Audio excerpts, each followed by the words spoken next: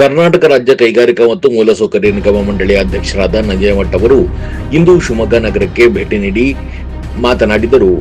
ಈಗಾಗಲೇ ಶಿವಮೊಗ್ಗ ನಗರಕ್ಕೆ ವಿಮಾನ ನಿಲ್ದಾಣದ ನೈಟ್ ಲ್ಯಾಂಡಿಂಗ್ ಕಾಮಗಾರಿಯ ವಿಚಾರಕ್ಕೆ ಹಲವು ಬಾರಿ ಆಗಮಿಸಿದ್ದು, ಇದರ ಸಂಬಂಧ ಇಂದು ಶಿವಮೊಗ್ಗ ನಗರ ವಿಮಾನ ನಿಲ್ದಾಣದ ಕಾಮಗಾರಿಯ ವೀಕ್ಷಣೆಯನ್ನು ಮಾಡುತ್ತಾ ಈ ತಿಂಗಳ ಮೊದಲನೇ ವಾರದಲ್ಲಿ 7 ಮತ್ತು 8ನೇ ತಾರೀಕಿನಂದು ಮತ್ತೊಮ್ಮೆ ತಾವು ಆಗಮಿಸಲಿದ್ದು, ಅದರೊಳಗಾಗಿ ನೈಟ್ ಲ್ಯಾಂಡಿಂಗ್ ಕಾಮಗಾರಿ ಸಂಪೂರ್ಣಗೊಳಿಸಬೇಕೆಂದು ಸಂಬಂಧಪಟ್ಟ ಅಧಿಕಾರಿಗಳಿಗೆ ಅವರು ಸೂಚಿಸಿದರು.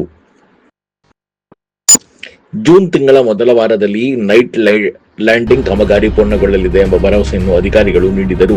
ಇದರ ಜೊತೆಗೆ ಇಂಡಿಗೋ ವಿಮಾನ ಸಂಸ್ಥೆ ಪ್ರಯಾಣವನ್ನು ನಿಲ್ಲಿಸಿರುವುದು ಈ ನೈಟ್ ಲ್ಯಾಂಡಿಂಗ್ ವಿಚಾರಕ್ಕೂ ಯಾವುದೇ ರೀತಿಯ ಸಂಬಂಧ ಇರುವುದಿಲ್ಲ. ನೈಟ್ ಲ್ಯಾಂಡಿಂಗ್ ಕಾಮಗಾರಿಗೆ ಸಂಪೂರ್ಣ ರಾಜ್ಯ ಸರ್ಕಾರವೇ ಹಣವನ್ನು ನೀಡಿದ್ದು, ಇಂಡಿಗೋ ವಿಮಾನವು ಕೇಂದ್ರ ಸರ್ಕಾರವು ಅಸ್ತಿತ್ವದಲ್ಲಿರುವುದರಿಂದ ಪೈಲಟ್ಗಳ ಕೊರತೆಯಿಂದ ಚಾಲನೆಯನ್ನು ನಿಲ್ಲಿಸಿರುತ್ತದೆ. ಶಿವಮೊಗ್ಗ ನಗರದಲ್ಲಿ ನೈಟ್ ಲ್ಯಾಂಡಿಂಗ್ ವಿಚಾರವಾಗಿ ಎಚ್.ಸಿ. ಯೋಗೇಶ್ ಅವರು ಹಲವು ಬಾರಿ ಮನವಿಯನ್ನು ನೀಡಿದ್ದರು.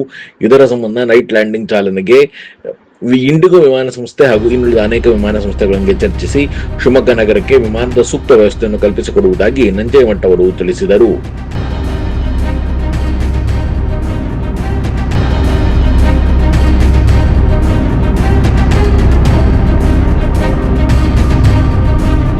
ಒಂದು ಸಣ್ಣ ಬ್ರೇಕ್ ನಂತರ ಕೆಎಸ್ಐಐಡಿಸಿ ಅಧ್ಯಕ್ಷರಾದ ನಂಜೇಮಠ ಅವರು ಏನ್ ಹೇಳಿದ್ರು ಕೇಳೋಣ ಬನ್ನಿ.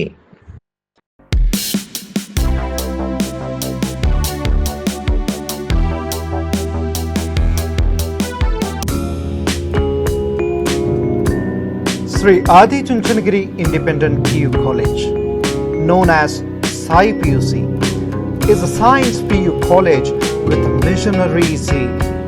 Blessed by the divine Parama Puja Sri Sri Sri Dr. Balagangadharanath Mahaswamiji, it is now under the able guidance of Parama Puja Sri Sri Sri Dr. Nirmalanandanatha Mahaswamiji.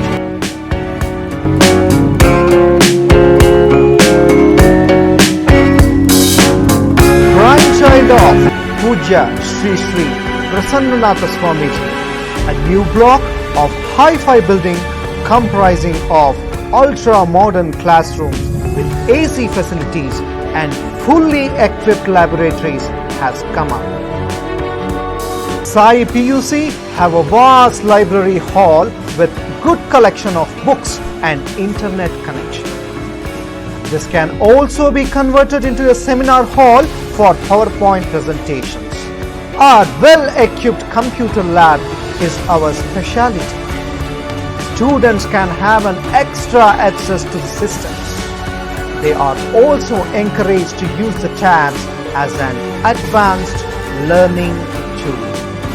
Digital learning for both board exam and entrance exams like NEET, JEE, KCET are given to the students through VFX Studio recorded classes powered by Sai PUC College app. Sai PUC offers 2 years PU course as per the norms of the Department of Pre-University Education, Karnataka. Along with English, one can opt Kannada or Sanskrit or Hindi for language studies. We have decent and useful waiting rooms for our girl students. An excellent mix of young, energetic and experienced staff facilitating our students 24/7. The college buses take care of each and every student's safety. We also run safe and secure hostels for boys and girls separately. We have established our own app and website to enable our students to get easy access to our videos regarding board and entrance classes. Visual effect is also a part of our curriculum. VFX is a part of our academics where learning is made easy. Our institution is springboard to success.